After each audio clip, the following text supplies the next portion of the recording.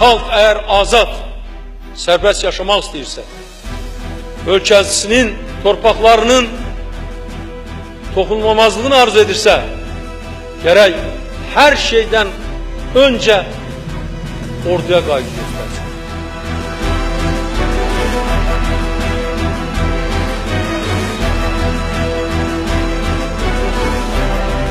Azərbaycan güclü dövlətdir və Azərbaycanın güclü ordusu var.